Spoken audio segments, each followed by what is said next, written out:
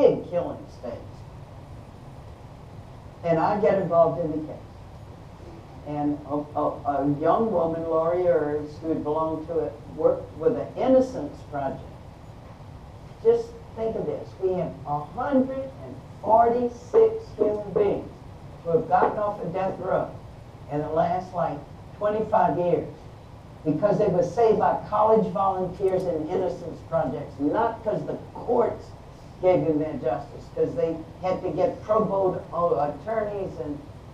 And so Laurie Ers was involved with this man, Joseph Adele, and she asked me to come and she asked me to help, and I ended up becoming his spiritual advisor. And that's how the meeting with Pope John Paul happened. Because when you put your little boat on these currents, you don't know, I'm say I'm going to put my boat on this little current, and this little current's going to bring me right to the Pope.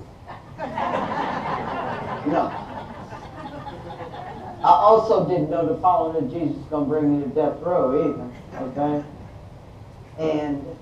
But Laurie had gotten involved. She asked me to get involved, and so we were having a press conference trying to just say, can we have one hearing? Can the governor just grant the hearing? But by the time you come to the end, and it's in a politician's hands, who's run on I'm tough on crime and the whole thing, politics infuses the death penalty. In fact, I had a defense attorney, Millard Farmer, who works out of Atlanta, who tries to save people's lives, saying, the death penalty is 95% about politics and 5% about criminal justice. Because all the 15,000 homicides in this country every year, we select a very, very small group of people, and you can look at the pattern. Did they kill white people? That's 8 out of 10 people.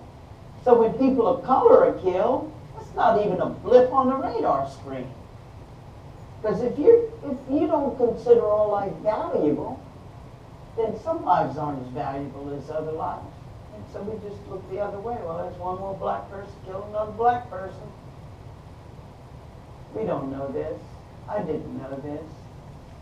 It's not that we're bad people. We wake up in the morning and say, let me go do something racist. It's the way the system works. Overwhelmingly, and you can look at it, it's not just Georgia, it's wherever we've had death.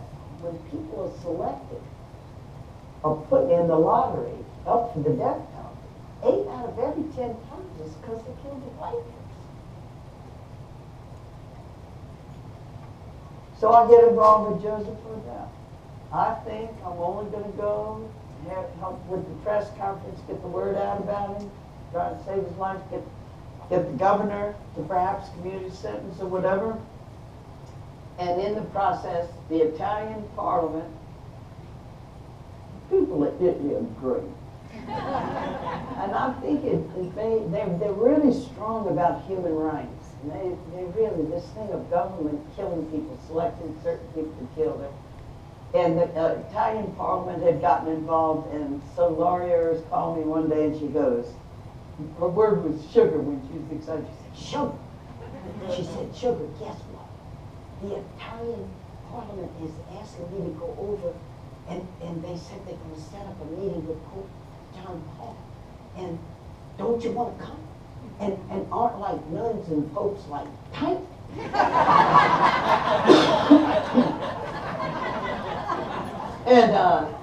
But I had my best friend, Chris, was dying of breast cancer, and I said, Laurie, I can't come.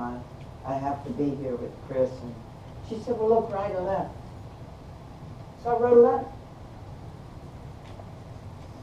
And when Laurie went to Rome and goes into the Vatican Secretary of State's office, he said, I understand you have a letter and all these forces, providence, angels at work.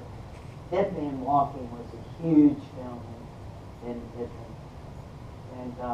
And the word had gotten out to the press that the dead man walking nun was going to send a letter to the Pope. And so when Laurie walked in, that Gabriel Caccio, the assistant to the Secretary of State, said, I understand you have a letter. He puts the letter in his hand, and he walks right in, and he puts it in Pope John Paul. the dialogue had been going on and continues to go on with the people of the church. We learned in Vatican II, the church is the people. It's us who are the church. So dialogue has to happen among us. Is this what the gospel calls us to? And we have experiences from the ground, the people there, and our experiences. And we share with each other like we do today. And that's what bubbles up. And that's the dialogue. And that's what eventually changed the teaching on slavery that used to be acceptable. It's because of the experience of the people, and the Spirit is working in us, the people. So to have this shot at the Pope was great, but it's all because it's, and you don't talk to the Pope any different than I'm talking to you today. It's not like, oh, I got to get Pope language. And Pope John Paul had written the Gospel of Life, had come out in 95. This letter happened in dialogue in 97, and I read his encyclical very carefully on the part of the death penalty. And he had taken the death penalty and he pushed it to the very edge. And I'm waiting for, let's have, so it's principled opposition. No exceptions. It's got to be principled that the state can't be in touch to take one. And he had pushed it to the edge and said it should be rare, if not non-existent. We have a way to keep ourselves safe in society because we have presidents. And so we don't need to kill people. We can be safe without killing the offender. Then he had this sentence in there. My heart plummeted when I read it. It said, but in cases of absolute necessity, the state can execute. And sure enough, here was our Catholic DA, Harry Connick Sr. His son is Harry Connick Jr., one who makes nice music. Well, this is a Catholic DA that was real tight with the Archbishop of New Orleans, and he was all for the death penalty. And I mean, they're sending in priest's trials to tell the jury that Catholics in good conscience can vote for the death penalty. So it was just like, and so I said, Your Holiness, whenever we give over to government that right to take life, they're always going to have their criteria by which they decide how you, for what time will we give you the death penalty. So if you go to Malaysia, in the airport, I've seen this, there's a huge sign. If you step into that airport on Malaysian soil with drugs, you get the death penalty. Kenya, you have a baby out of wedlock, wait till the baby's weaned, dig a hole, put the young woman in it, fill it up with dirt up to her neck, and stone her to death.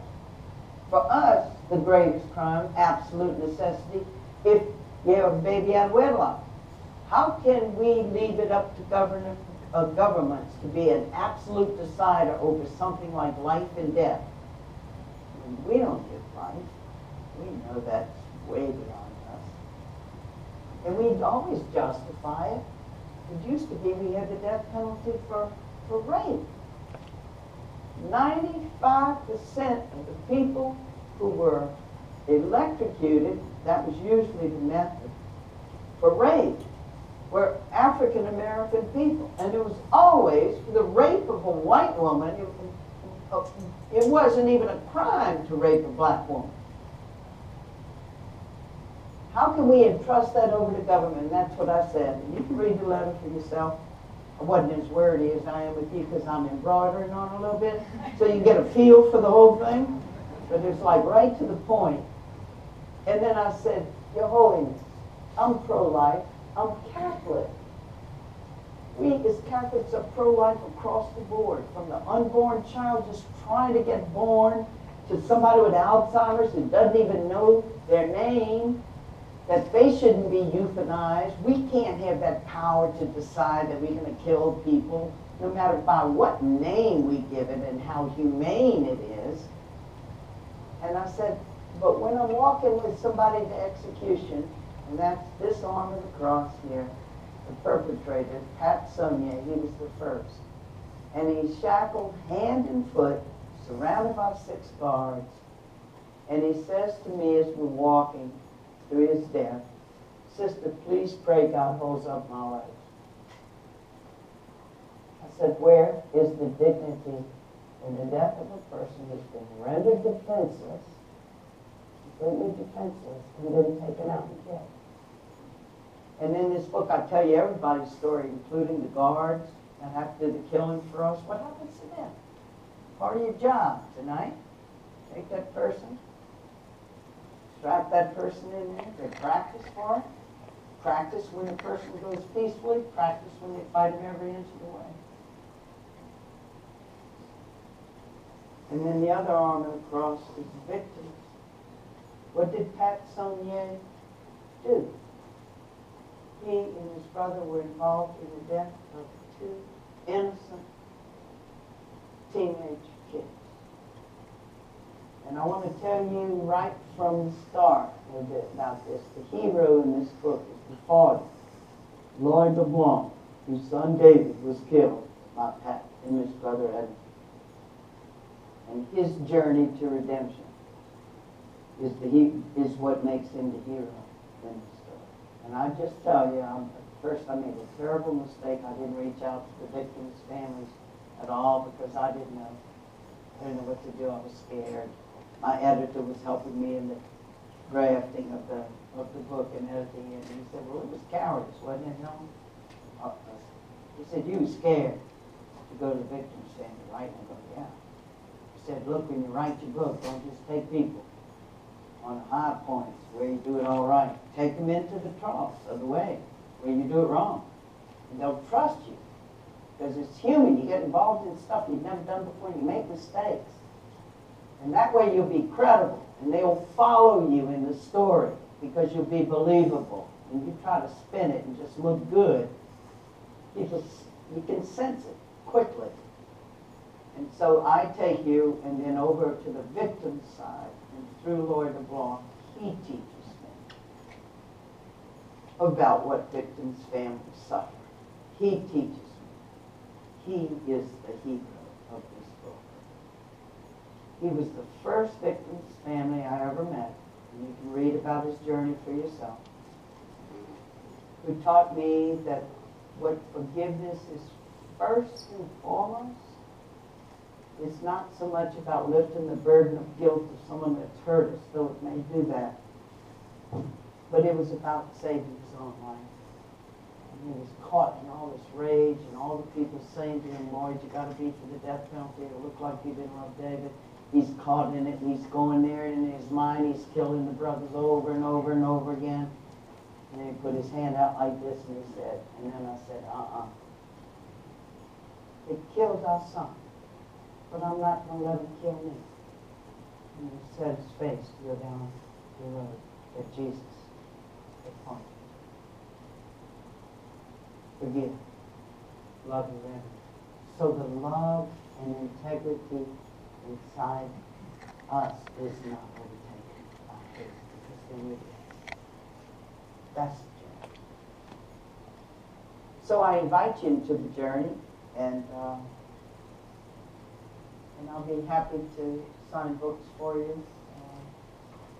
This is indexed. You can go right to the book part. This is the beginning of the journey, and this is as I get deeper into it and then getting into the brokenness of the system and how it's inevitable, really, that innocent people along with the guilty. Both books are $25. It helps our ministry.